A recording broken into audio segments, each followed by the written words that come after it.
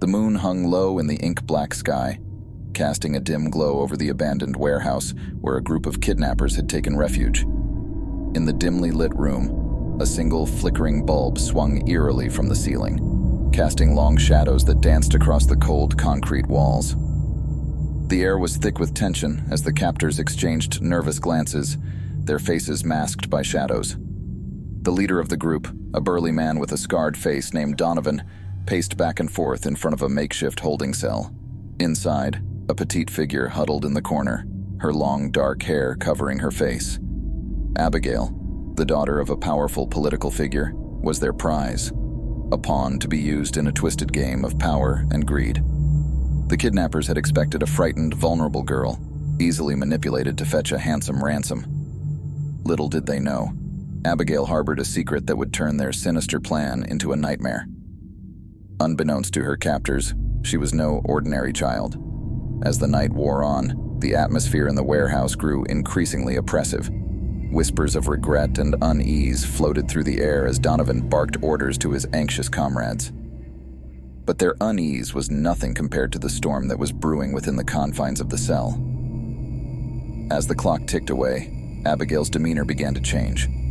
Her once passive posture straightened, and a chilling silence settled over the room. The air itself seemed to thicken, carrying an otherworldly energy that sent shivers down the spines of the hardened criminals.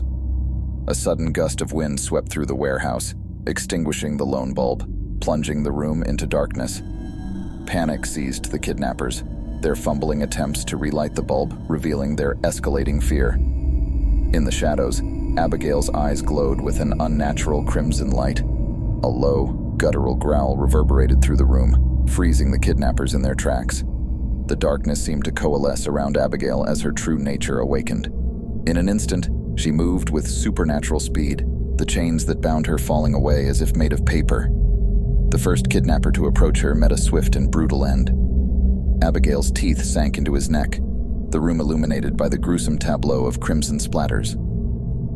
Panic erupted among the remaining captors as they fumbled for weapons, realizing too late that they were facing a force beyond their comprehension. In the heart of the chaos, Donovan's gruff voice trembled as he yelled for his men to regroup. But Abigail, now fully revealed in her vampiric glory, moved through the darkness like a specter.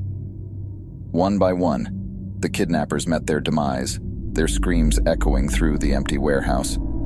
Donovan, his bravado shattered, stumbled backward, his eyes widening in terror. Abigail approached him with a predatory grace, her fangs glistening in the faint moonlight. As she locked eyes with the trembling leader, a sinister smile crept across her lips, revealing the sharp points of her elongated canines. The hunted had become the hunter, and in that desolate warehouse, Abigail embraced her true nature, exacting a bloody revenge on those who dared to cross her path. The air was heavy with the scent of fear and the metallic tang of fresh blood as the warehouse transformed into a macabre stage for Abigail's dark retribution. The last echoes of screams and the sickening sound of tearing flesh faded into a haunting silence as Abigail stood amid the carnage, her once innocent face now smeared with the evidence of her ruthless revenge.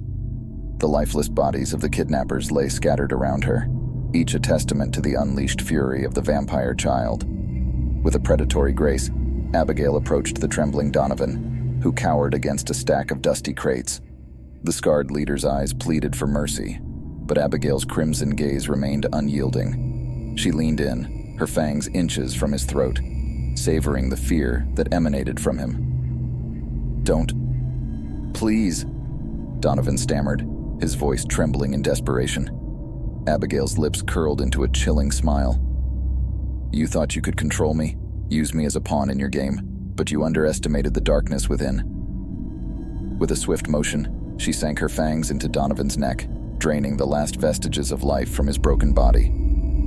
The room was consumed by an eerie quiet, broken only by the soft sound of Abigail's feeding. When she finally withdrew, her lips stained crimson, Abigail cast a cold gaze over the lifeless forms surrounding her. The warehouse, once a den of malevolence, now bore witness to a grisly tableau of justice served.